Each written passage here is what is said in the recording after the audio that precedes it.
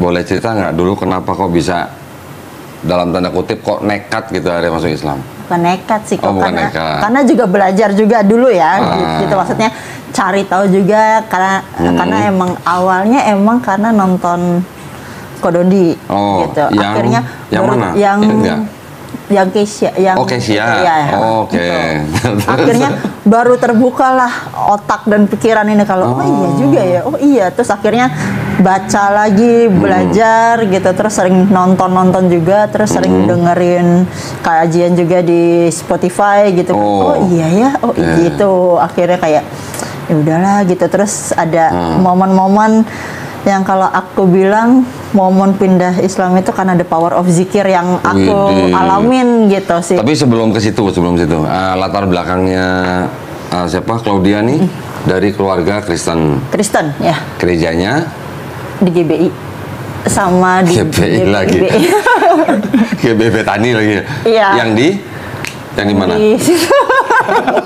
Kok ketawa di Gandaria City. Gandaria City, oke. Tahu lah kita ya, tahu. Bosnya siapa kita tahu lah ya. Dulu bos kita sama berarti. Terus perjalanannya, nah saya pengen tahu nih prosesnya setelah nonton video saya sama Kesia, terus akhirnya mikir betul. Buka Bible nggak? Buka Bible. Baca ayatnya. Baca ayatnya. Berarti yang saya omongin terbukti ada ayatnya kan? Iya. Bahkan ada satu ayat yang mungkin dulu aku mikirnya yang Yesus maksud ini dia gitu, karena ada ayat Alkitab yang aku lupa nih di mananya, tapi kalau nggak salah di Yohanes, yang akan datang setelah aku, yang akan memberitakan kebenaran dan kepadanya lah kamu harus nurutlah kasarannya gitu. Dia akan memuliakan aku. Ya, dia akan memuliakan aku bla bla. Nah, aku tuh dulu mikirnya ini antara Yesus atau Roh Kudus after Yesus naik ke surga gitu kan. Tapi Yohanes 16 ayat 13. Mungkin itu. Terus pas akhirnya aku belajar Islam, begitu aku kebuka ayat itu lagi, enggak, Yesus nih ngomongin Nabi Muhammad nggak sih? Gitu. Aku mikirnya gitu. Kita nggak usah klaim lah ya. Kita nggak usah klaim. Itu gitu. Kan kitab tapi suci itu orang. Pemikiran aku gitu loh. Sebenarnya dia udah berusaha buat ngasih tahu nih gitu. Tapi dengan yang akhirnya berbeda-beda lagi ya udah gitu, kayak udah mau lurus tapi kayak set gitu. Begini udah kayak akhirnya nggak ketemu gitu loh kok. Gitu. Terus dari situ mulai jarang ke gereja juga karena kayak mungkin di yang sebelumnya terlalu keras gitu. Terus aku pindah ke yang satu, di sini diterima sih, tapi tidak ada benang merahnya kok. Yang di mana maksudnya? Yang di gereja yang terakhir maksudku. Terus? Tidak ada benang merahnya gitu. Kamu yang sebagai pendosa dan dengan semua kebiasaan kamu yang masih jelek itu kamu diterima, tapi tidak ada benang merahnya gitu loh maksudku. Benang merah gimana maksudnya nih? Nggak apa ya? Aku ngerasain nggak ada kerucutnya aja gitu loh. Maksudnya walaupun kadang aku mikir masa iya, sorry ya masa ya sih gue masih minum alkohol, aku masih alkohol, aku masih kadang ngerokok, masa sih diterima karena kan itu sebetulnya kalau menurut Bible itu tidak boleh kan gitu. Masa masih diterima, tapi kalaupun ada penerimaan tapi nggak ada benang merah kerucutnya gitu loh. Jadi kayak aku cuma ngawang aja udah gitu. Statusnya nggak diakuin gitu. Ya gitu sampai akhirnya ya udah berjalan terus mulai jarang ke gereja, walaupun saat aku mulai berpikir dan belajar itu dari bulan Maret. Puasa tahun lalu berarti. Dari tahun yang lalu berarti? Dari 2024 bulan Maret. Iya, Maret. Aku udah mulai bergejolak tuh, gitu. Udah mulai belajar. Berarti itu udah nonton video saya sama Udah Kesia? nonton. Nonton. Tuh, berarti sadatnya sampai November baru sadar? Iya. Hampir setahun baru sadar? Bergejolak, betul. Kasarannya Kristen enggak, Islam juga enggak, gitu loh. Di tengah jalur yang masih mau masuk tapi aduh gimana ya gitu.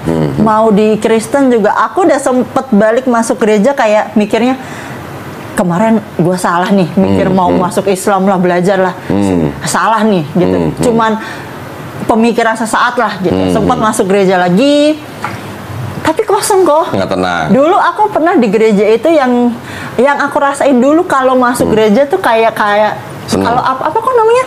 Kalau kita kemasukan Roh Kudus gitu apa kok namanya? Bahasa roh gitu loh. Maksudnya kayak berasanya beda gitu loh. Tapi udah berapa lama belakangan kan gak pernah ngerasain kayak gitu lagi gitu. Sampai akhirnya pas kemarin berpikir mau masuk Islam, masuk gereja lagi, mikir oh siapa tahu balik lagi nih vibes-nya nih gitu. Pas masuk gereja ya masih kosong aja gitu kayak ya udah lost aja gitu loh kayak wah nih kayaknya ada yang salah nih gitu loh. Kok gue jadi merasa bersalah ya? Enggak kan justru karena aku anaknya mesti tek gitu loh, makanya pas kode ngasih tahu. Dan maksudnya kan semua didasarkan dengan apa yang ada di Alkitab lah. Taruhlah yang dulu jadi kitab suciku yang jadi pedoman lah gitu. Walaupun memang dari kecil aku tahu bahwa Alkitab tiap tahun itu beda penerbit, kadang kata-katanya bisa beda lagi gitu. Tapi aku nggak sampai nalar di waktu Kodon dibilang kalau ya Alkitabnya aja bisa digonta-ganti nih isinya, ya terus gimana dong gitu. Terus aku akhirnya mikir iya ya kalau buku pedoman kita aja bisa digonta-ganti manusia, terus kita harus percaya sama siapa gitu. Bisa aja kan dia ganti kata-kata A jadi B terus tapi kita percaya nih gitu loh. Akhirnya aku mikir gak bisa gitu loh. Kalau aku ngejalanin agama yang buku pedomannya aja beda gitu. Aku mikirnya kalau handphone buku pedomannya aja kita ganti, handphonenya rusak loh. Handphonenya nggak bisa kepake, nggak berfungsi gitu. Gimana tuntunan hidup gitu sih aku mikirnya. Jadi kayak ya udah gitu. Berarti ini namanya Kesia effect dong berarti. Ya. Terus berapa lama jadi? Maret sampai November itu? Sampai November, iya. Bergejolak gitu? Bergejolak. Mau masuk bingung, ya tetap mikirin keluarga juga gitu. Sampai ada di satu titik yang aku mikir, mau sampai kapan?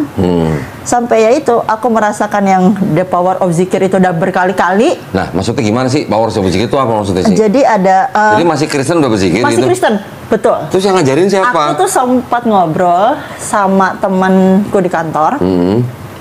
Waktu bukan cuma teman sih, dia di atasan aku sih, dia itu leader aku ngobrol sama dia kan mualaf kok. Aku tanya waktu dulu mualaf itu prosesnya gimana gitu. Aku cuman pengen tahu doang gitu. Terus dia bilang aku baca hasbunallah bla bla bla gitu. Terus ada satu momen di mana aku pulang dari kantor itu aku sampai keliling jalan jauh kok. Saking aku tuh kayak kosong, kayak lagi di titik yang wah udah nggak bisa lagi nih, udah sumpek banget nih pikiran tuh ya. Naik apa itu? Jalan kaki kok. Aku jalan kaki itu dari kantorku dulu itu di Pasar Baru. Aku jalan itu muter sepanjang kota. Itu jalan jauh banget kok. Setelah aku lihat maps itu kayak aku jalan jauh banget ya. Tapi yang di pikiran aku tuh kalau aku jalan mati, orang nggak bakal bawa aku pulang ke rumah deh. Udah deh. Terserah deh. Aku mau mati-mati di jalan gitu waktu itu. Mamaku sampai nelponin pacar aku, diteleponin, disuruh cari lah bla bla bla gitu. Sampai ada di satu titik itu aku pulang ke rumah terus aku bilang sama ke mama aku, kayaknya Yesus udah nggak sayang deh sama aku gitu.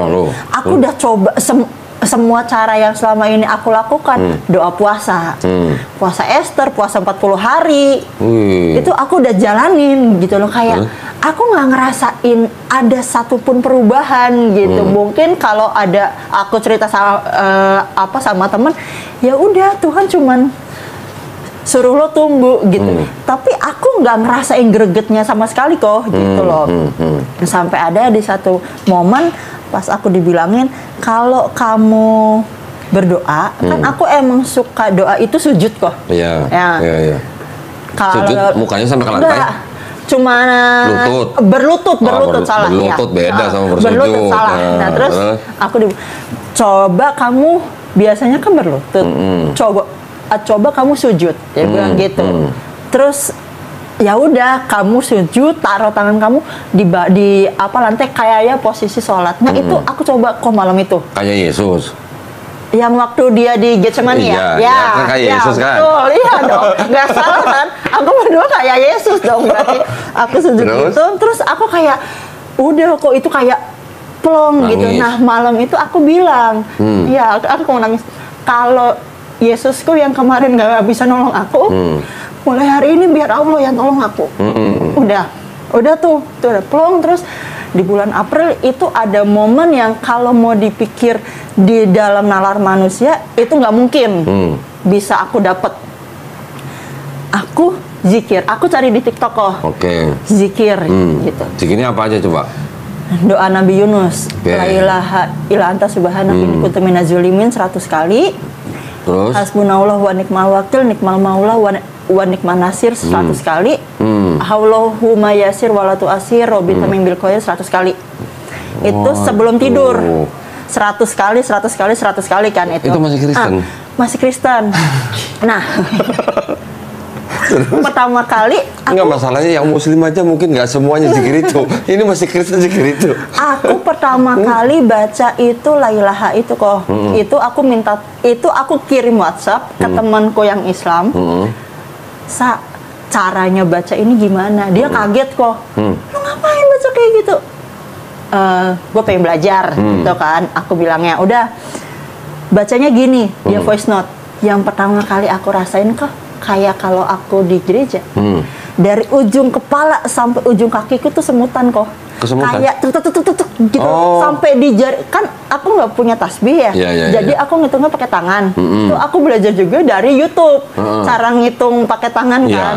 Nah itu aku pas baca itu 100 kali yang pertama kali, itu aku rasanya semua kesemutan, terus aku nangis tuh udah nggak bisa berhenti.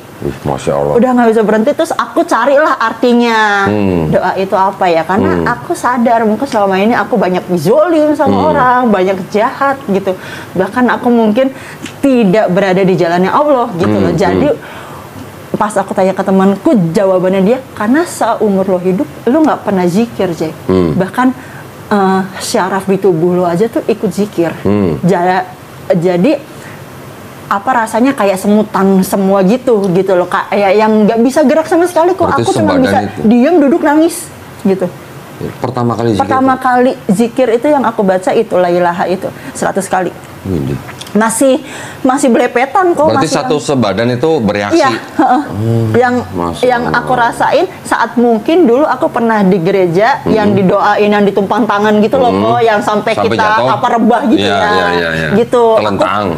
Aku pernah sampai kayak gitu. Nah, aku ngerasain momen itu lagi saat aku zikir yang pertama kali itu.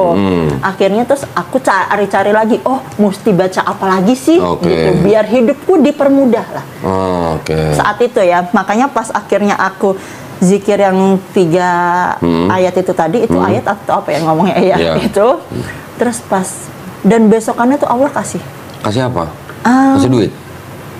Bukan duit sih kok. Kayak aku yang harus saat itu di-cut dari kerjaan. Entah gimana caranya, aku masih dipertahankan. Gitu. Kayak aku yang wow, kalau orang biasa nggak akan mungkin bisa ngelakuin ini. Ini pure karena Allah. Tapi masih kayak nggak lah, ini kebetulan gitu. Masih kayak gitu, karena itu bulan-bulan April kayaknya. Masih nyangkal gitu. Masih nyangkal, betul kok. Masa iya sih gitu loh. Aku tuh mikirnya gitu.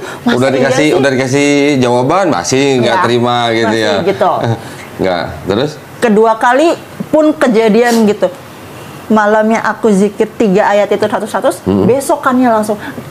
Nggak pakai nunggu lama kok, kayak Allah tuh udah nih gitu, kayak aku yang wow. Udah gitu. Udah sampai yang ketiga kali pun begitu hal yang di luar nalar manusia bisa kejadian di aku, tuh aku dapet gitu. Berkah zikir itu gitu. Pas kejadian aku langsung wah. Berarti ketiga kali gimana rasanya? Masih tetep kok, masih nyangkal. Waduh, bandel juga nih, ampun satu ketika itu ya. Masih kayak yang ya coba deh. Sampai di titik yang terakhir itu aku udah nih. Aku udah belajar, aku udah tahu nih sebetulnya gitu bahwa Islamlah yang benar gitu. Hatiku udah di sini gitu. Kalau mau ditanya secara KTP mungkin ya masih Kristen waktu itu gitu. Tapi kalau secara hati ya aku percaya Muhammad itu nabiku bla bla bla gitu. Tapi pas akhirnya yang keempat ini jujur kayak muji Allah gitu loh. Kayak nih ya, dan aku ngomong kok, nih ya, kalau aku zikiran 3 kali ini Allah besok kasih, aku masuk Islam. Keempat apa ketiga? Keempat. Keempat. Dan dikasih kok. Minta apa? Waktu itu memang minta nominal uang. Gitu. Oke. Yang Allah kasih. Berani ya minta duit ya? Iya kok, Allah kasih. Jadi aku kayak, ya udah, terus aku harus mempertanyakan apa lagi gitu. Terus aku mikirnya, aku masih Kristen loh gitu. Aku belum syahadat aja Allah bisa kasih. Dan aku merasakan yang the power of zikir tuh kayak jalan, wow. Islam tuh hebat ya. Jalan tol. Punya jalan tol. Jalan tol. Nggak pakai calo gitu. Nggak pakai calo gitu kan. Nggak pakai calo gitu. Allah. Walaupun ada perdebatan kalau pas aku cerita, ya itu kan tetap melalui Nabi Muhammad, kenapa nggak langsung nyembah ke Yesusnya aja loh? Yesus kan juga perantara kan di sini, ya kan? Gitu.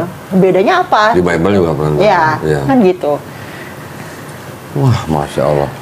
Bisa begitu ya? Iya, aku juga nggak tahu sih kok. Udah 3 kali, udah 3 kali minta dikasih, masih nantang lagi keempat. Masih nantang yang keempat. Berarti Masya Allah, Allah maha ini ya, maha memberi ya. Maha memberi, betul. Terus setelah keempat gimana?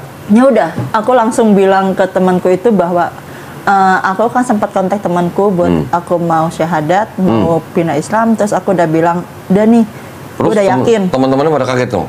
Teman-temanku kaget, bahkan teman-temanku kantorku itu sampai yang ngajak ngobrol aku yang 4 mata, yakin nggak? Jangan karena ini enggak, yang tahu cuman aku sama Allah.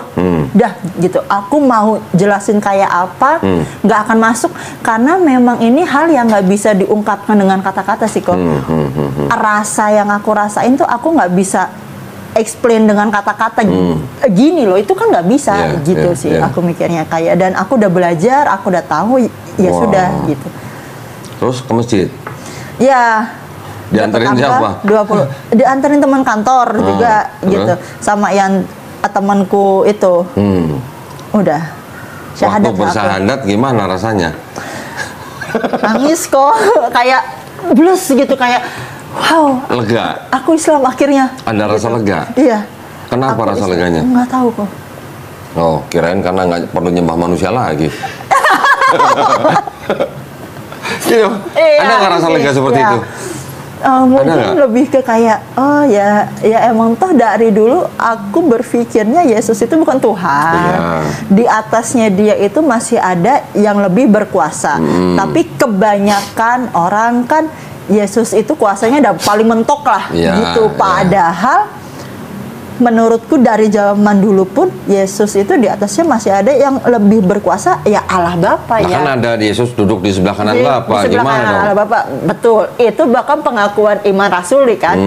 Turun ke dalam kerajaan maut, naik ke surga, duduk di sebelah kanan Allah Bapa gitu. Ya berarti kan ada 2 nih, bukan satu jadi satu. Dua apa? Gitu. 2 entitas. Ya gitu loh maksudku gitu. Lu nggak nanya sebelah kiri siapa? Nggak tahu kok siapa sih. Kenapa harus di sebelah kanan? Aku nggak tahu. Iya ya, kenapa sebelah kanan? Kenapa nggak di sebelah kiri? Gitu loh kok. Ya mungkin sebelah kiri udah tempatnya Roh Kudus mungkin, kan nggak tahu kan? Mungkin. Ya kita nggak boleh mengira-ngira gitu lah. Terus setelah bersyahadat ngasih tahu mamanya. Sebelum syahadat aku bilang sih. Oh, sebelum syahadat malah udah ngasih tahu mamanya? Udah ngasih tahu. Gimana? Mamanya gimana? Aku ngasih tahu, aku besok mau syahadat hari Rabu hari Kamis waktu itu. Kalau nggak salah tanggal 20 November di Masjid Sutmutia gini. Ya bertentangan kan. Aku paham namanya ibu gitu. Dan apalagi mamaku itu dulunya Islam. Oh, mamanya dulu Islam? Ya. Ini udah banyak bener ini yang orang podcast di tempat saya nih yang syahadat juga, yang dari keluarga yang dulu mamanya Islam masuk Kristen, terus kemudian malah anaknya masuk Islam, mamanya dulunya dari Islam boleh masuk Kristen, giliran anaknya dari Kristen mau masuk Islam nggak boleh, nah, gitu lah ya. Itu maksudku. Ya, tuh mamanya gimana waktu itu reaksinya? Nangis? Nangis mungkin karena juga aku nggak lihat langsung kan, aku minta. Oh, lewat minta izinnya lewat chat. Oh, chat. Gitu karena kalau langsung aku tahu pasti akan dilarang gitu. Bahkan waktu aku bilang aku disuruh pulang. Yang gitu yang aku tahu bahwa ini pasti nggak boleh gitu loh. Dan aku bilang mau diizinin atau tidak, aku tetap akan masuk gitu. Karena aku cuma ngasih tahu kok. Gitu. Bukan minta izin ya? Ya, bukan minta izin. Gitu. Karena papanya? Aku nggak ngasih tahu sih kok. Belum sempat ngobrol. Papa juga masih sama mama atau udah pisah? Oh, udah pisah. Berapa saudara kalau dia? Berdua. Adik atau kakak? Adik laki. Adik laki. Adiknya juga tahu akhirnya? Tahu dari mama. Akhirnya. Tahu dari mama. Ya, mamaku juga cerita ke keluarga-keluarga yang dari papa ya gitu, karena keluarganya mama kan Islam semua gitu. Itu juga ya ceritalah aku masuk Kristen gitu dan masuk Islam salah ya, terus gitu dan pada nggak percaya gitu dan kayak yang nggak mungkin gitu loh, karena dulunya di Kristen aktif banget gitu ya. Ya karena bagi mereka aku Kristen banget aja gitu, bahkan yang ngajarin, maksudnya aku suka sharing sama mama masalah kekristenan gitu ya, maksudnya mah coba kita puasa ini, mah kalau baca Alkitab, bahkan saat mamaku misalkan berdoa baca Alkitab terus dia akan tanya artinya tuh ke aku kok, ini maksudnya gimana ya mama tadi berdoa buat gini nah ini arti jawabannya kayak apa, terus aku yang baca, aku yang artiin, oh ma berarti Tuhan tuh bilangnya gini gitu kok. Terus sampai malah jadi kalau dia yang ngajarin. Ya mungkin bisa dibilang kayak gitu ya gitu. Aku yang ngajarin lah gitu. Aku yang ngasih tahu gitu. Ke teman-teman pun gitu gitu. Aku yang ngajarin, oh puasa Ester, puasa 40 hari gitu. Kalau nggak kuat ya udah sekuatnya gitu. Yang penting niat gitu. Terus baca Alkitab, doa semalam suntuk gitu. Karena kalau di Islam ada tahajud, aku sering doa jam 2 pagi bangun sampai pagi gitu ya. Doa terus praise and worship gitu. Itu aku sering gitu dulu. Jadi pas ya bahkan aku aja masih amazed bahwa aku bisa merasakan damai yang sebegitunya gitu loh di Islam. Gitu. Jadi kayak ya udah, apalagi sih yang dicari hidup selain damai? Iya kan gitu. Betul, damai. Terus teman-teman kantor gimana? Ya, pada nggak percaya tuh? Pada nggak percaya karena maksudnya kita nggak ada nyuruh lo masuk Islam, kita nggak ada yang nggak ada. Justru aku belajar bukan dari mereka kok. Aku kan mencari sendiri. Lihat podcastnya Kodondi, lihat Alkitab, akhirnya baca dari sini, nonton si A, nonton si B. Iya benar gitu loh maksudku. Aku cuma ngikut Yesus kan. Aduh keren itu keren itu. Aku cuma ngikut Yesus kok gitu. Gitu loh. Aku bahkan saat aku debat sama mama juga aku bilang gitu kan. Yesus bilang siapa yang mamaku kan maksudnya ya masih berkiblat dengan Yesus itu Tuhan gitu, dan kalau yang mau masuk surga itu harus ngikut Yesus ya harus masuk Kristen karena Yesus di Kristen gitu ya. Terus aku berdebat sama mamaku adalah Yesus aja bilang siapa yang percaya kepadaku tidak akan binasa melainkan memperoleh hidup yang kekal. Itu ayat di mana aku lupa gitu, tapi aku tahu itu. Terus aku bilang ke mamaku, kan Yesus bilang kayak gitu. Islam percaya Yesus loh. Berarti aku masuk surga lah. Iya. As simple as that. Gitu loh. Islam percaya Yesus, bahkan percaya Yesus itu Nabi Isa yang nanti akan datang saat kiamat, sama kan? Gitu. Yang tidak dipercayai cuman Yesus sebagai Tuhan. Toh saat aku kecil itu aku pernah belajar saksi Yehova juga. Oh gitu? Ya. Berapa lama? Lama kok. Aku dari nggak bisa baca sampai itu waktu bisa. Itu sebagai Kristen. Sebagai Kristen. Tapi belajar saksi Yehova. Saksi Yehova. Oh, didatengin ke rumahnya. Didatengin ke rumah. Sama gua. Gua dulu 3 bulan berarti Jawa. Aku jauh lebih lama kok. Aku sampai SMA. Dari nggak bisa baca sampai, karena kalau mereka kan ada bukunya, ada kenaikan level tuh. Dari yang buku gede yang gambarnya masih itu sampai yang buku tokoh. Nah itu aku belajar tuh semua. Dan mereka pun kan juga tidak mempercayai Yesus sebagai Tuhan gitu. Karena mereka nggak percaya adanya Tritunggal gitu. Makanya mungkin akhirnya bagi kalangan Kristen mereka disebutnya sesat lah gitu, karena tidak mempercayai Tritunggal itu. Bidat gitu. Bukan bid'ah, bidat. Nah, akhirnya dari situ sih aku maksudnya nyampe di nalar aku bahwa ya saat Yesus mau bikin mukjizat, dia berdoa kepada Allah, ngangkat tangan gitu kan. Bahkan saat dia mau diserahkan sama Yudas, dia berdoa, dia sujud gitu kan. Minta kalau bisa cawan ini lalu daripadaku gitu loh. Sebentar. Kalau dia bilang kalau bisa cawan ini dilalukan daripadaku, itu berarti Yesus lagi nego apa enggak? Lagi nego. Berarti benar lagi nego ya? Iya. Kalau bisa, cawan itu kan lambang penyalipan. Iya. Berarti kan dia lagi nego, kalau bisa gue jangan disalib dong. Iya. Betul nggak? Setuju berarti, deal ya dia. Terus? Ya kan?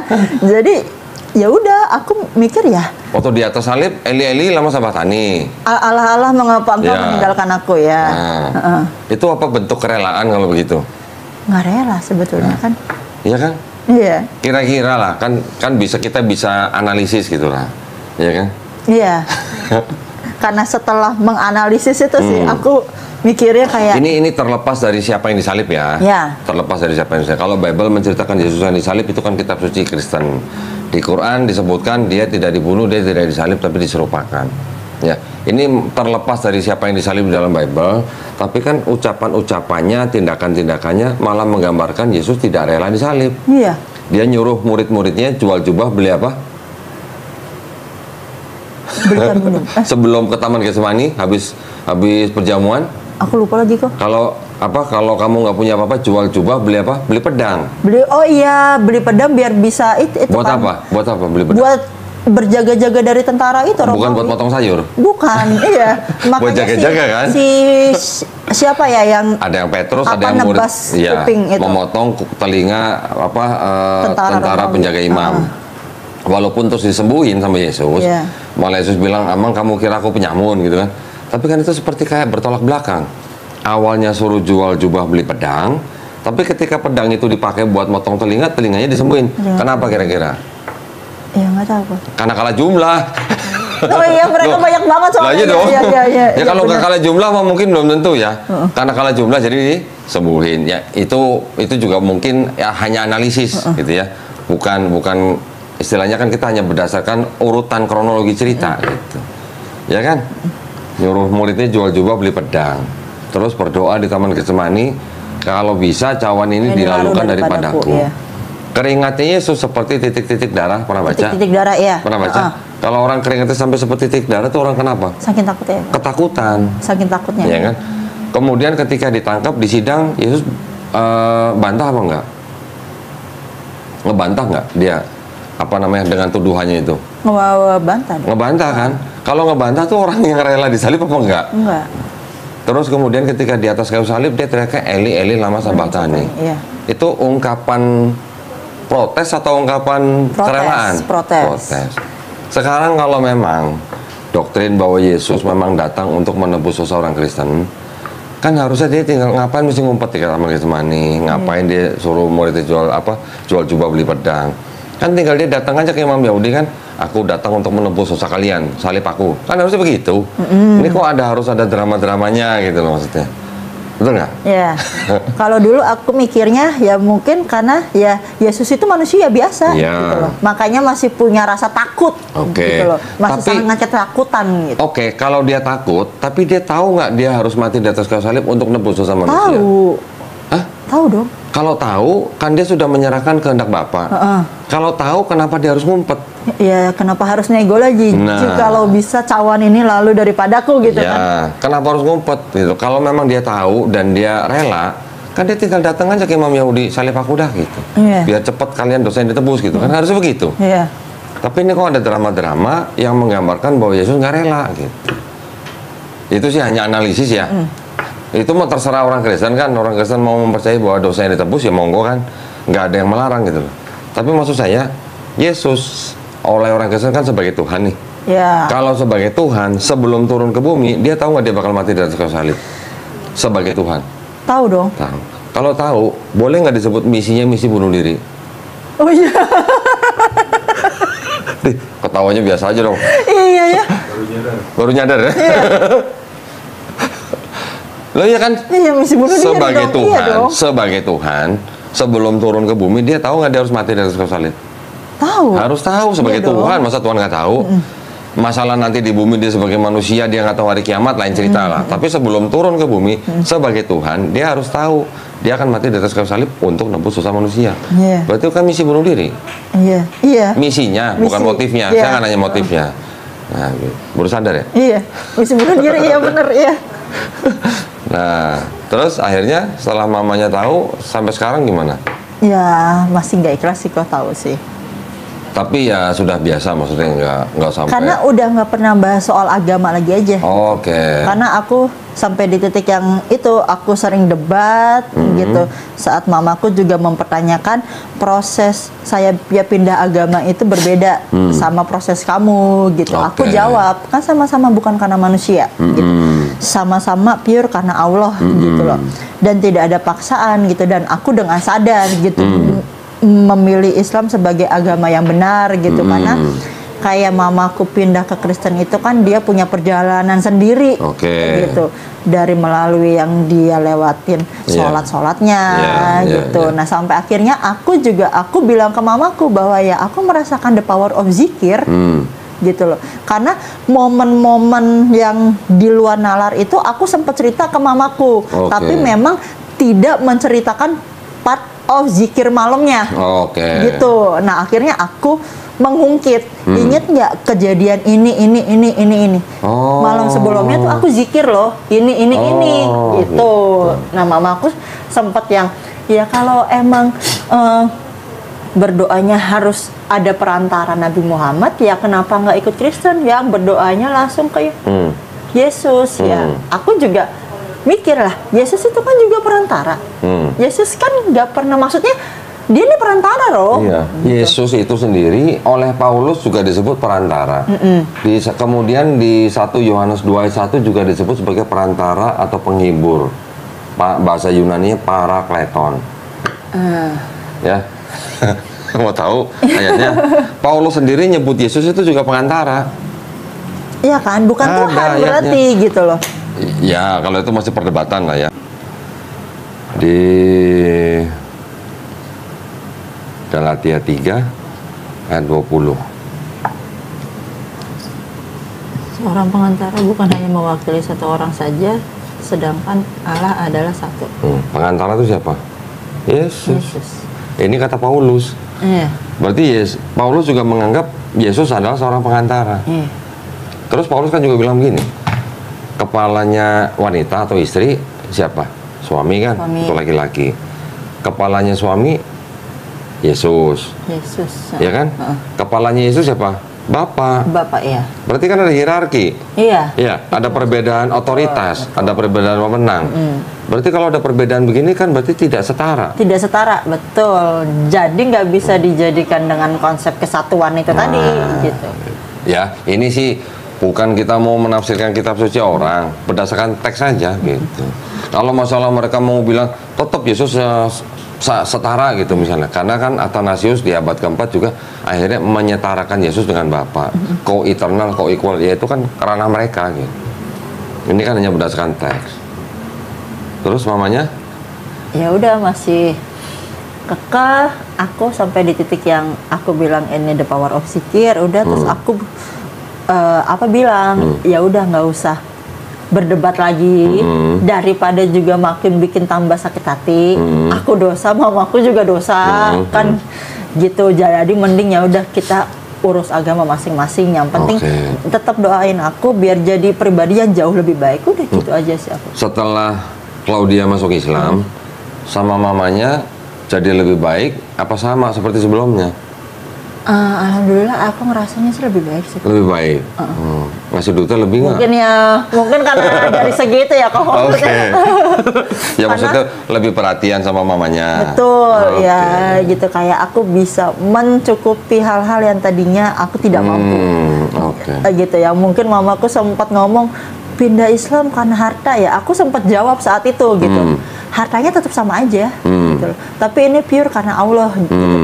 Tapi pas setelah itu aku berdoa ya Bismillah, insya Allah memang itu akan menjadi doa baik buat aku bahwa aku pindah dan Allah akan melimpahkan dan mencukupkan semuanya. Udah gitu sih. Akhirnya aku berpikirnya biar tiap doa yang diucap, mungkin sangkaan-sangkaan itu biar jadi doa baik aja buat aku sih. Aku mikirnya. Nah, pengen denger nih, kan Claudia kerja di perusahaan apa? Aku di F&B kok, di bisnis konsultan. Teman-temannya campur, Kristen Islam campur? Ada Kristen Islam, ya. Tapi maksudnya nggak ada perdebatan atau apa, enggak kan? Enggak. Baik-baik saja kan? Baik-baik aja. Gimana waktu sebelum bersyahadat nih, sama teman-teman di kantor tuh gimana? Apakah Claudia pernah mengajak orang Islam untuk masuk Kristen atau enggak? Enggak pernah. Karena aku ngerasa aja, aku aja masih kosong gitu loh. Cuman yang aku bilang kan, the power of zikir itu. Jadi aku tiap ditanya orang, kenapa? Aku merasakan the power of zikir. Dan aku nggak bisa menceritakan itu secara teks karena yang bisa ngerasain kan cuman aku gitu. Karena udah ngujiin sampai 4 kali. Gitu. Kurang ajar juga. Udah dikasih 3 kali, masih aja nambah sekali lagi ya. Gitu. Jadi dan aku udah baca juga di Alkitab gitu kan. Aku udah berusaha buat membedah lah gitu maksudnya. Ya bener, aku cuma ngikut Yesus kok. Gitu. Yesus nggak bilang orang yang mau masuk surga yang ikut aku harus Kristen, nggak ada. Bener. Gitu. Jadi ini mohon maaf ya, jadi bukan apa. Yesus sendiri di dalam 4 gospel, Matius, Markus, Lukas, Yohanes, pertama-tama nih nggak pernah nyebut kata Kristen. Ya. Nggak pernah ngajarin konsep Kristen. Nggak pernah ngajarin Trinitas. Bener loh ini. Kalau kita baca semua nih, Matius, Markus, Lukas, Yohanes, nggak ada nih ketiga hal ini. Jadi Kristen memang tidak diciptakan oleh Yesus. Tapi malah yang dilakukan oleh Yesus dan yang diajarkan oleh Yesus dalam 4 gospel ini, kalau kita mau jujur tanpa doktrin ya, tanpa doktrin, ini sebenarnya ajaran Islam. Yesus sujud, kita sujud. Kita sujud, ya. Yesus nggak makan babi, kita nggak makan babi. Yesus puasa, kita puasa. Yesus, apa namanya? 40 hari itu sama nggak sih? Sunat. Ya, sunat. Islam sunat. Ya. Yesus istilahnya ibaratnya terlepas dari siapa yang disalib, jenazahnya Yesus dikafani, kita orang Islam mati dikafani. Terus yang 40 hari baru naik itu sama ya? Sama di Islam? 40 hari baru naik maksudnya kalau di Islam itu Nabi Isa AS diangkat sebelum peristiwa penyalipan. Udah diangkat dulu kan? Kayak ditukar gitu kan? Iya, diselamatkan. Nah, terus bedanya apa lagi? Nanti kalau ada orang bilang, loh, kalau lo mau bilang ikut Yesus, Yesus dibaptis. Orang Islam dibaptis nggak? Ayo lo. Enggak kan? Kan gini, kan kita bilang nih, Yesus sujud, Yesus nggak makan babi, Yesus puasa, Yesus sunat, Yesus dikafanin. Nanti ada orang Kristen bilang, kalau lo mau bilang Yesus Muslim karena 5 ini, terus orang Islam dibaptis nggak gitu? Jawabnya gimana? Mandi wajib nggak sih? Nah, ya kan? Tuh. Membersihkan diri. Betul, kan? Orang Islam Yesus kan juga gitu waktu itu. Iya, orang Islam ada yang namanya mandi wajib atau mandi junub. Mandi junub itu di dalam Yahudi, tradisi Yahudi maknanya sama. Sama dengan dibaptis. Sama maknanya. Selem gitu kan. Betul. Biar semuanya basah. Kan? Menyucikan diri. Tapi baptisnya di dalam Kristen maknanya udah berbeda. Di dalam Kristen baptisan itu maknanya sudah pernyataan iman. Ya. Betul kan? Iya. Nah, jadi baptisnya Kristen sama baptisnya Yahudi aja beda. Gitu. Nah, kita malah yang mandi wajib itu sama dengan maknanya baptis orang Yahudi. Jadi kita lakinya sunat, sujud, puasa, nggak makan babi, dikafanin, baptis atau mandi junub, sama dengan Yesus. Iya. Belum lagi apa? Wudu. Ya. Ada nggak wudu Yesus?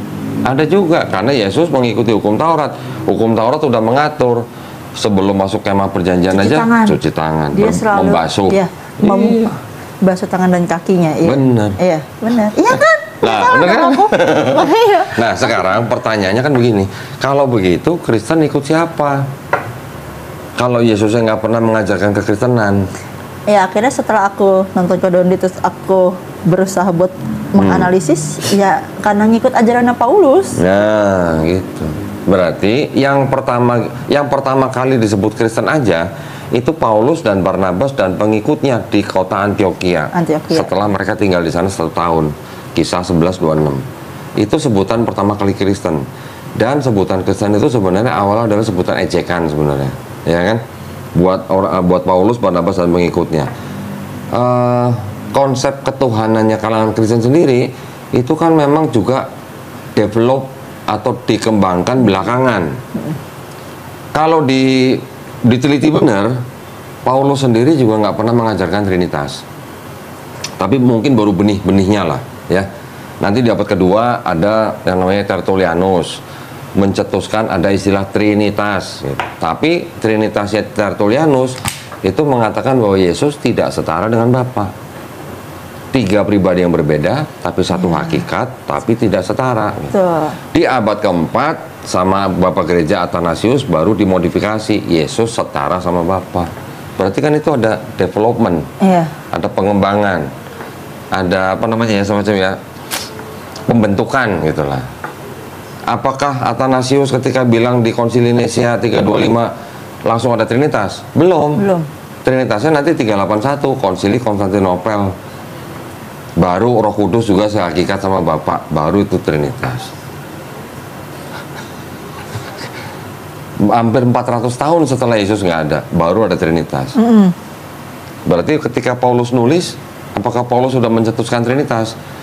Mungkin secara istilah dan konsepnya belum sempurna seperti yang sekarang kita tahu lah ya.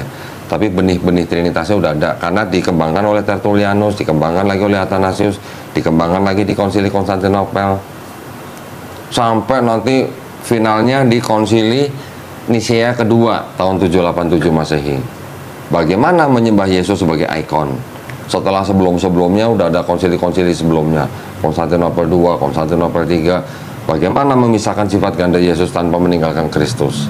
Pusing kan lu? Iya. Yesus punya satu kehendak apa 2 kehendak gitu. Sampai begitu, itu perkembangannya gitu.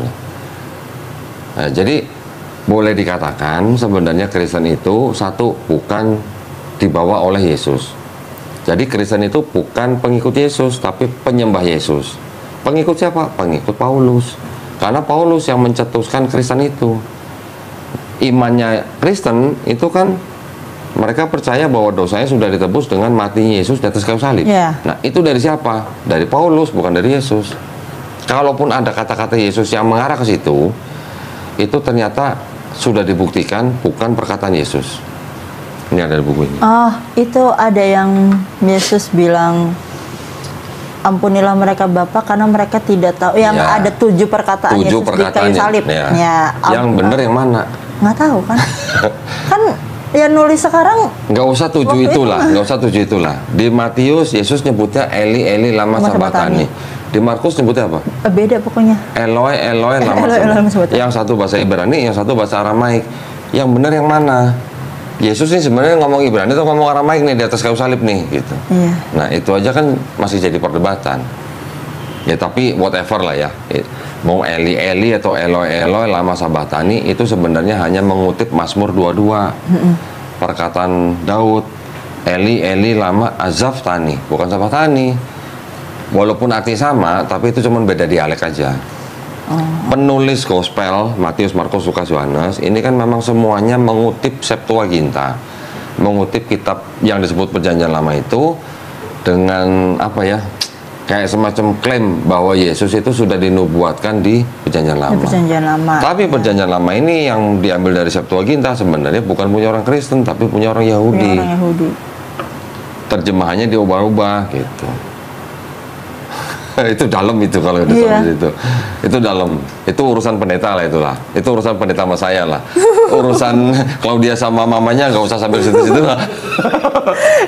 Nanti malah papanya pusing kan. Iya. Ya, gitu. Aku cuma ngomong aku cuma ikut Yesus kok. Yang simpel-simpel aja. Ya. Karena toh ya udah itu, karena Yesus cuma ngomong. Saudara-saudara dari papa gimana? Ada yang sampai ada yang mau nyamperin aku ke kantor gitu. Untuk ngapain? Untuk didoain apa dia? Mungkin buat diajak ngobrol mungkin. Cuman ya aku mikirnya ya nggak usah sih, nggak perlu sampai kayak gitu. Cuman mama nggak cerita memang ke keluarganya gitu, karena kan keluarganya Islam kan, gitu, mayoritas Islam.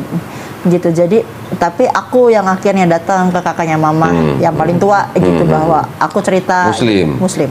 Terus? Bahwa aku udah masuk Islam. Wah, gitu.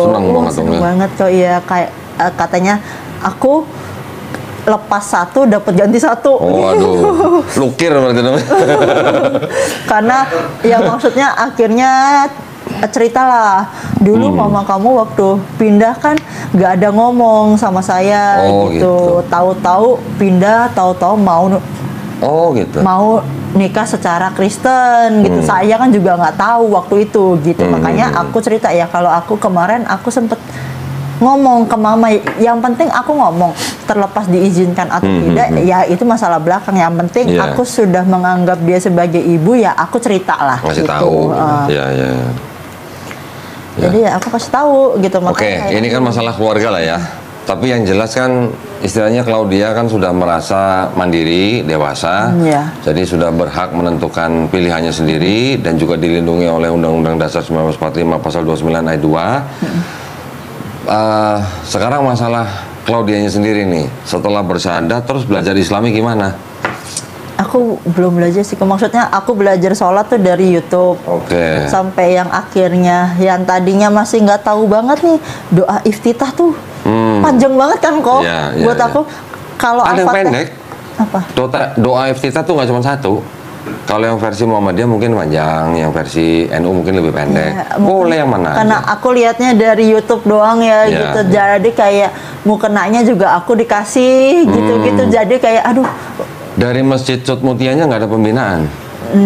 Ya ada sih, maksudnya aku juga nggak ditanyain buat mau belajar ngaji, nggak ada, ya udah aja. Ada gitu. Mungkin kalau dia nggak ikut aku kali. Aku sempet nanya, aku mau ikut kajian di sana gimana, tapi diarahinnya ke Al Azhar gitu. Oh, Al Azhar. Terus gitu. Udah ke Al Azhar belum? Belum. Ini berarti ini kan. Belum. Di Al Azhar ada sebenarnya. Belum juga ke sana gitu. Nah, cuman akhirnya yaitu belajar sholat dari YouTube, bacaan-bacaan juga aku lihat dari YouTube. Terus kayak abis sholat baca ayat kursi itu juga aku taunya dari TikTok gitu. Jadi tiap abis ya ayat kursi sekarang udah mulai dikit-dikit hafal walaupun belum full gitu. Tapi karena biasa abis sholat baca itu, terus sama Subhanallah 33, Alhamdulillah 33, Allahu Akbar 33 kali, terus baru ayat kursi gitu, terus baru doa, udah gitu sih. Kalau saya dulu waktu baru-baru menghafal ayat-ayat Quran, yang saya kejar duluan udah pasti kan Al-Fatihah. Setelah itu kan Trikul ya. Trikulnya. Setelah Trikul saya kejar hafal ayat kursi. Saya kejar, diutamain. Justru pas aku belum hafal doa iftitah, aku hafalnya Qul huwallahu ahad, Allahu samad, lam yalid walam yulad walam yakul. Nah, setelah aku tahu artinya kan, itu kan aku cuma hafal kok. Setelah aku tahu artinya, oh ya Allah nih sayang banget loh sama aku. Allah mau menjelaskan bahwa Tuhan tidak diperanakan kan.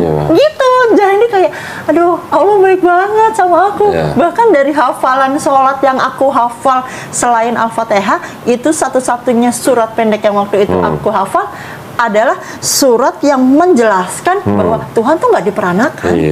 Jadi kayak aku merasa Allah tuh sayang banget sama aku, sampai di bacaan sholat yang surat yang aku hafal pertama kali aja, surat yang menjelaskan bahwa ya soal yang aku percaya di sebelumnya gitu loh. Kayak aduh, ada relate gitu ya. Iya gitu loh, kok kayak mengoreksi dan menjelaskan.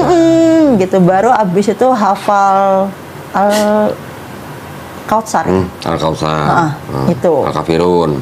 Belum kok. Belum. Aku masih suka baca itu kalau pas doa hajat ya. Sholat hajat gitu. Itu tapi masih pakai buku sih bacanya gitu. Doa kunut juga masih pakai buku bacanya gitu. Nggak apa-apa, pelan-pelan, step by step. Pelan-pelan, benar.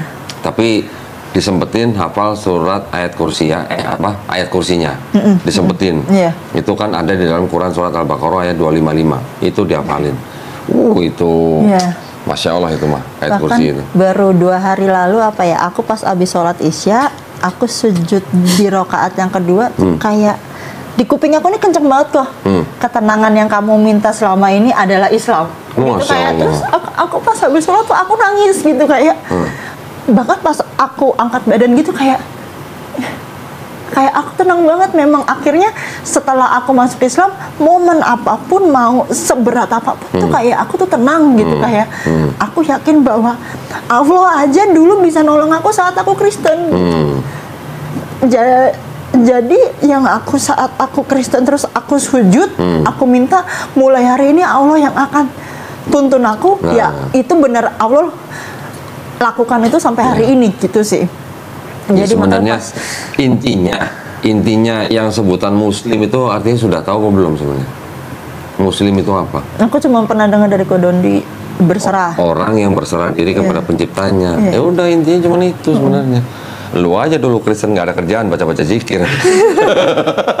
Tapi mungkin kalau aku waktu itu nggak baca lain cerita ya. Zikir, aku nggak akan sampai di titik ini sih. Nah, ya memang cerita orang beda-beda lah ya, lain-lain lah. Alhamdulillah semuanya patut disyukurin karena dari semua itu yang membawa kita ke Islam. Iya. Kan itu doang, intinya kan itu. Bahkan pernah waktu itu ada suami istri, orang Bangka, istrinya udah masuk Islam. Suaminya nggak tahu, sampai ada ketahuan, ada buku apa diumpetin sama suaminya segala macam. Masih ke gereja bahkan. Aku masih gereja kok.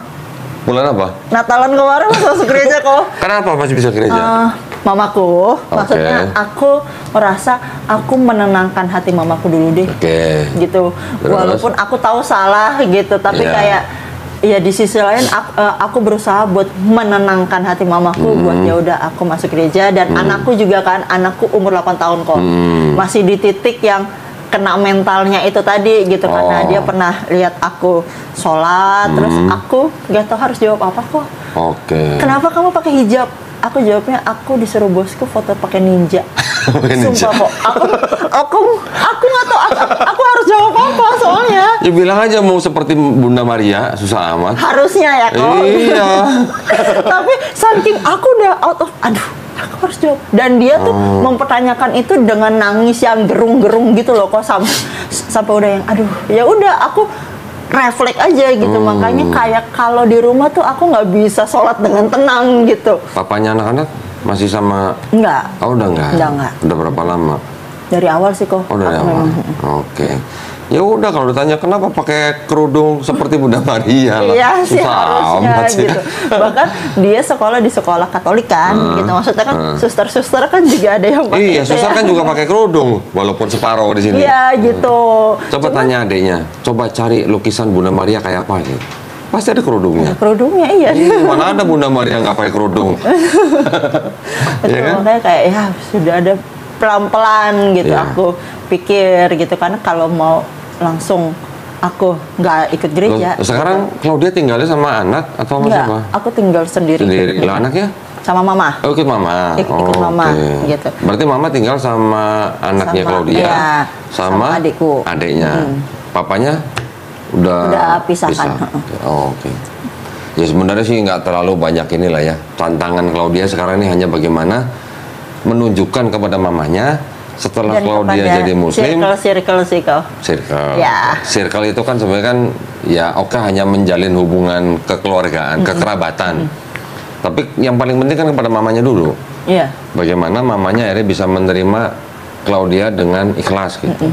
Ya walaupun mamanya tidak tergerak, ya itu hak mama. Iya, betul. Tapi yang penting bagaimana Claudia bisa menunjukkan kepada mamanya setelah jadi Muslim kok tambah baik ya. Iya. Aku berusaha di situ sih kok. Iya. Ya kalau aku udah pindah Islam tapi aku masih kayak yang kemarin sia-sia dong. Iya, nggak ada bedanya. Aku mikirnya. Kok satu lagi, aku mau nanya soal Ismail sama Ishak. Kenapa memang? Kalau dulu di Kristen, aku mikirnya tuh dan ajaran dari orang tua juga mungkin kali ya. Kalau Islam itu agama yang lahir dari istri kedua gitu. Karena kan ada Sarah sama ada Hagar ya. Nah, si Hagar punya anak yang kasarnya kalau di Alkitab dibilangnya gundik malah ya. Nah, gitu maksudnya. Makanya dulu tuh Islam buat aku tuh kayak ya lu agama yang lahir dari gundik gitu loh. Kayak parah banget kok gitu. Nah, terus si Sarah inilah yang diakui Tuhan gitu. Karena yang istri sah lah gitu. Sekarang tahu nggak Hagar itu sebenarnya siapa? Enggak. Nggak tahu? Nggak tahu siapa. Lu bacanya di Bible hamba ya? ya kan? Iya, hamba. Jadi istrinya Abraham nggak? Jadi istrinya kan? Jadi istrinya. Dia kan hamba dari Sarah kan? Iya, hambanya Sarah kan? Dikasih sama siapa? Hah? Dikasih sama siapa itu yang aku lupa. Tapi kan dikasih sama Raja Mesir. Oh ya. Iya kan? Siapa itu sebenarnya Hagar? Ketika Raja Mesir ngasih ke hambanya Sarah. Siapa Hagar itu? Nggak tahu. Ini ada kitab nih. Ini kitab orang Yahudi nih. Bukannya dari kiri ke kanan gitu? Dari kanan ke kiri. Kalau ini dari kanan ke kiri itu. Ya, ini ada Khomas. Isinya ini cuma 5 kitab Musa. Kejadian, Keluaran, Imamat, Bilangan, Ulangan. Ulangan ya. Tapi di sini ada tafsirnya. Nah, ya. Gua kasih tahu lu siapa Hagar. Sebelum kita bicara Ismail ya, sama Ishak ya. Emang kalau di Bible Claudia waktu itu yang disembelih sama Abraham siapa? Yang mau dikorbankan apa yang disembelih? Yang mau dikorbankan gua tadi nanyanya yang disembelih ya? Oh, berarti lu udah tahu jawabannya. Yang mau dikorbankan siapa? Ishak. Ishak, karena tertulis Ishak. Gitu kan? Baca nih. Ini kan ada kejadiannya, Genesis kan kejadian kan? Genesis kejadian. 16 kan? Ada keterangan di sini. The birth of Ismail. Hagar was siapa Hagar? Farao. Farao itu apa? Firaun. Hagar itu anak Firaun. Lah itu tulisannya. Yang nulis siapa? Yang nulis orang Yahudi yang punya kitab Tanakh. Ini tafsirnya orang Yahudi.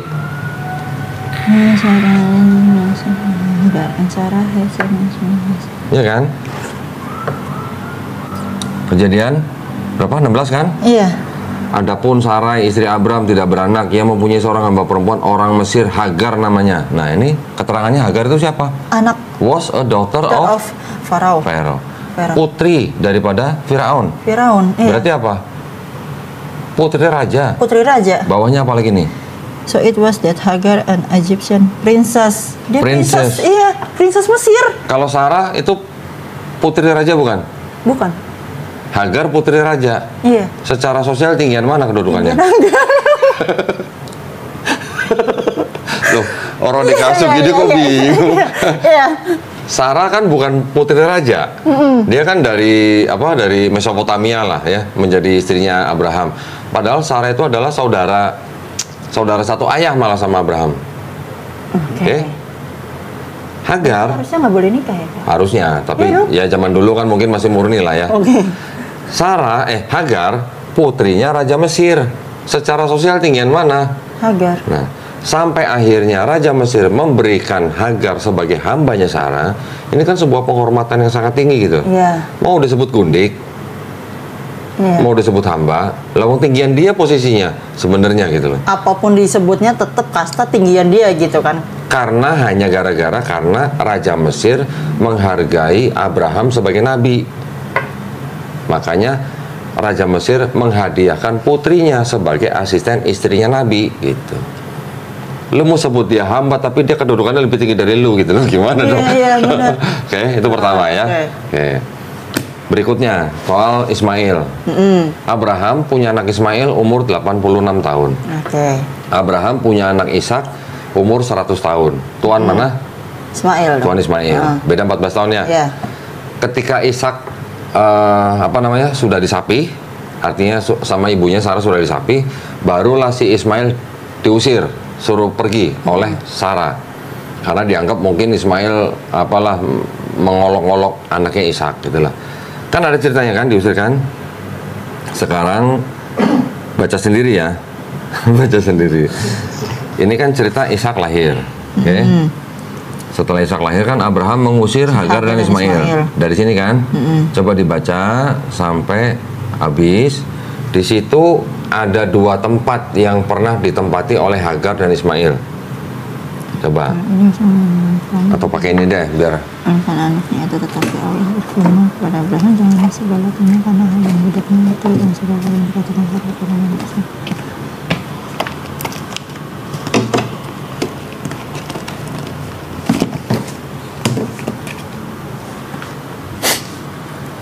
Udah baca? Di mana Hagar pernah tinggal? Pakai ini aja nih. Gurun Beersheba. Beersheba. Ingetin ya. Ini kan Beersheba kan?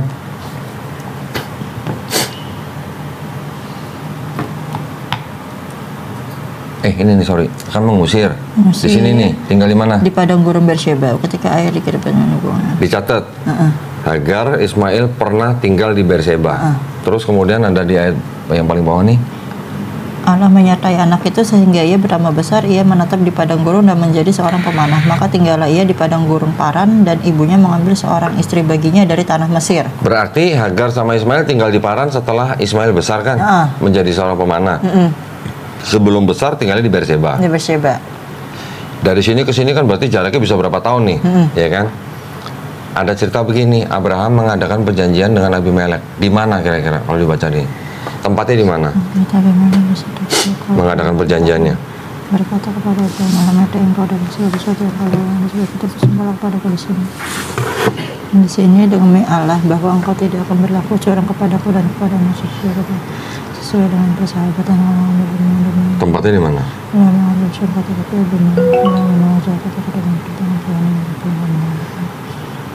Ayat 31 lah, biar cepat. Baru itu Beersheba. Karena kedua orang tua itu telah bersumpah di sana. Iya. Terus Abraham masih lama tinggal di perjanjian di Beersheba. Pulang Abimelek bersama Abraham menanam pohon di Tamariska di Beersheba dan memanggil di sana nama Tuhan Allah yang lama, dan masih lama Abraham tinggal sebagai orang asing di negeri orang Filistin. Ingat-ingat ya, diingat-ingat, dicatat ya. Yang pernah tinggal di Beersheba, Hagar dan Ismail. Hagar dan Ismail. Abraham mengadakan perjanjian dengan Abimelek di Beersheba. Di Beersheba. Terus tiba-tiba yang pasal 22 Abraham menerima perintah nih. Ya kan? Untuk apa? Untuk ambillah mengorbankan yang tunggal itu yang kau kasihi, yakni Ishak.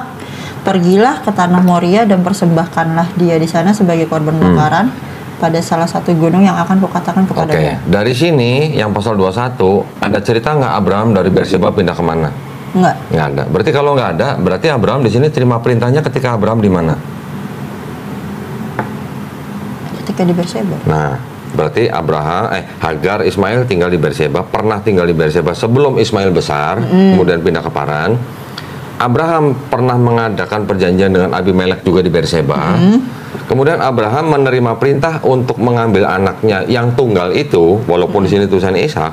Tempat Abraham menerima perintahnya di mana? Di Beersheba. Di Beersheba, ya, Beersheba. Kemudian Abraham membawa anaknya yang tunggal itu ke Gunung Moria kan, sampai akhirnya nggak jadi disembelih, diganti dengan kambing.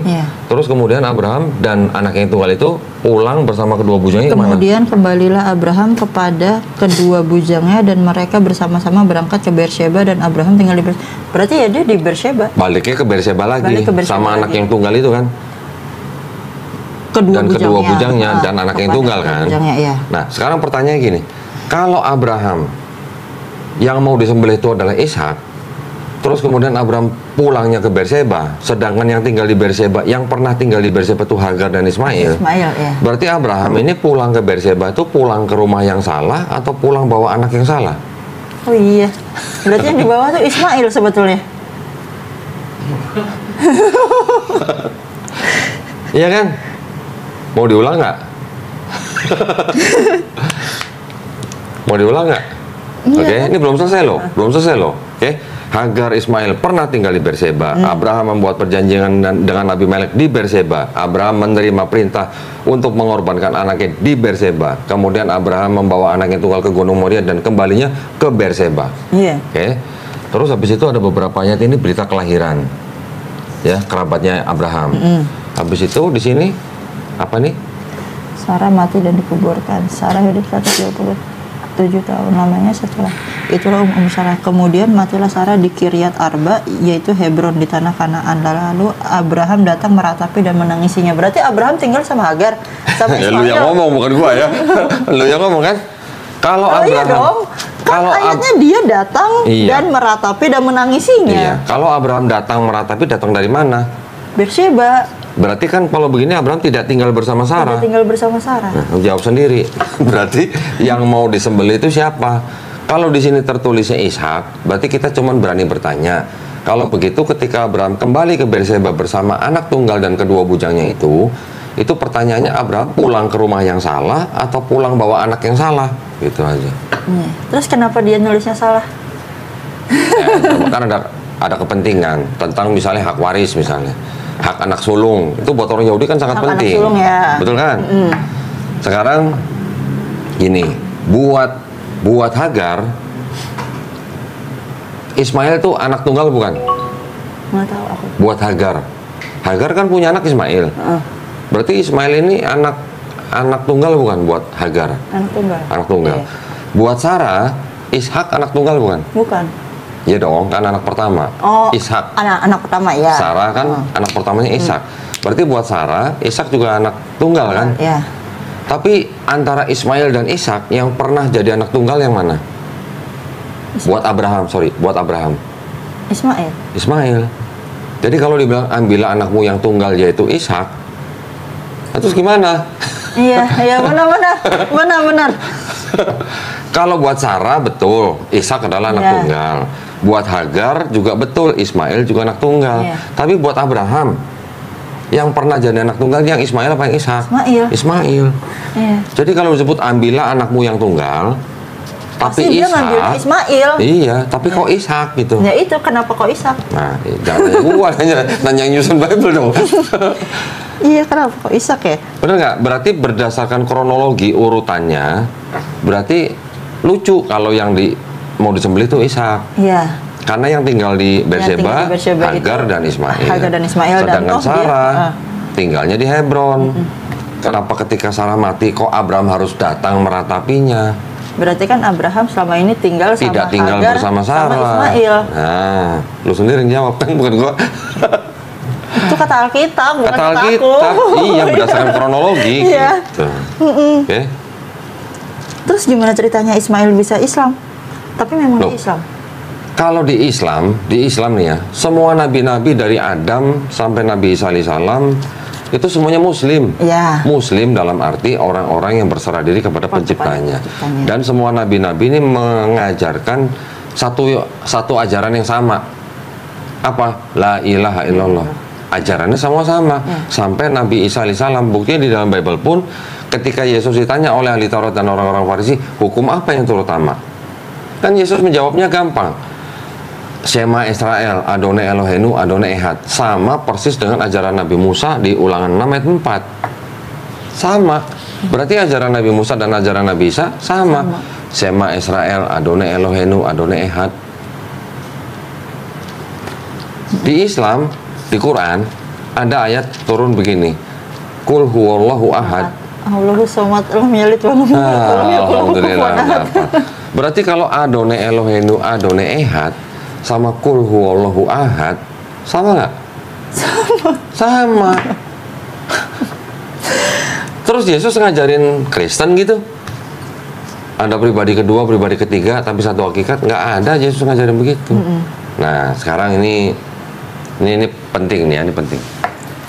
Dari mana ajaran Bapa, Firman, dan Roh Kudus itu ketiganya satu? Pernah baca nggak di situ? Ada nggak ayat yang mengajarkan seperti itu di Bible? Enggak. Ada. Wah, nih GBI-nya perlu dipertanyakan. Di mana? 1 Yohanes agak belakang. Berarti iya belakang. 1 Yohanes pasal 5 ya. ayat 7. Kesaksian tentang anak. Sebab ada 3 yang memberi kesaksian di dalam sorga, Bapa, Firman, dan Roh Kudus, dan ketiganya adalah satu, dan ada 3 yang memberi kesaksian di bumi. Itu kan yang ngajarin Trinitas. Iya. Ada Bapa. Karena Firman itu adalah Yesus sendiri dan Yesus adalah Firman. Ya, ada Bapa, ada Firman, ada Roh Kudus, dan ketiganya satu. Kan itu ayat yang mengajarkan Trinitas. Cuman itu doang loh. Iya. Pernah lihat ini? Kitab Suci Katolik. Belum. Nah, ini pertama kali aku lihat. Ini apa? Tidak untuk diperdagangkan. Ini apa? Dengan pengantar dan catatan lengkap. Iya. Terus apa? 2009 dipersembahkan kepada umat Katolik Indonesia oleh Dirjen Bimbingan Masyarakat Katolik Departemen Agama Republik Indonesia. Resmi nggak? Resmi. Resmi dong. Ini ada ayat. Ini ada ayat ini. Ini ayat-ayat nih. Ini ada tafsirnya, ada catatan kakinya. Sekarang perhatikan tadi ayat itu dengan ayat yang di sini sama atau beda? Nih, yang di garis bawah nih. Dari sini. Sama apa beda sama yang di Sebab Bible? Sebab ada 3 yang memberi kesaksian di dalam surga, Bapak lah. Firman dan Roh Kudus, dan ketiganya adalah satu dan ada tiga yang memberi kesaksian di bumi. Sama nggak sama ini? Coba. Iya, sama semua. Sama. Oke, sama ya. Iya. Sekarang nih di sini bawah ada catatan kaki nih yang di garis bawah nih. Tolong dibaca. Sebab bacanya nggak kenceng ya. Ayat 7 dan 8 di dalam sorga, titik-titik di bumi. Bagian ayat ini tidak terdapat dalam naskah-naskah Yunani yang paling tua dan tidak pula dalam terjemahan-terjemahan kuno, bahkan tidak dalam naskah-naskah paling baik dari Vulgata. Bagian ini kiranya aslinya sebuah catatan di pinggir halaman salah satu naskah terjemahan Latin yang kemudian disisipkan ke dalam naskah-naskah oleh penyalin dan akhirnya bahkan disisipkan ke dalam beberapa naskah Yunani. Karenanya bagian ini pasti tidak asli. Coba tolong diulang karenanya. Karenanya bagian ini pasti tidak asli. Berarti soal Trinitas yang Firman Roh Kudus itu nggak asli. Nah, tidak asli apa kata lainnya? Palsu. Nah, lu yang ngomong kan bukan gua. Untung udah sadar. Iya. Untung udah sadar. Ada banyak dulu ya. Wanita-wanita yang datang ke sini, wanita Kristen. Gua kasih lihat ini, baca sendiri, habis baca gitu tutup, nangis. Gue tanya, Mbak, kenapa nangis? Berarti selama ini saya dibohongin gereja ya? Bukan saya ngomong. Udah baca sendiri kan? Udah. Nah, nanti di podcast ini nanti bisa ditampilin catatan kaki itu. Itu kayaknya harus deh. Ya, nanti bisa dibaca sama teman-temannya atau mungkin sama mamanya. Oke? Cukup? Cukup. Ismail Ishak udah cukup? Cukup. Oke, berarti Ismail bukan Ishak. Berarti tidak spesial itu Ishak gitu. Ya. Nah, kalau di Quran siapa ya yang mau disembelih? Kalau di Quran? Aku nggak tahu. Nggak tahu. Di Quran tidak disebutkan Nabi Ismail alaihissalam.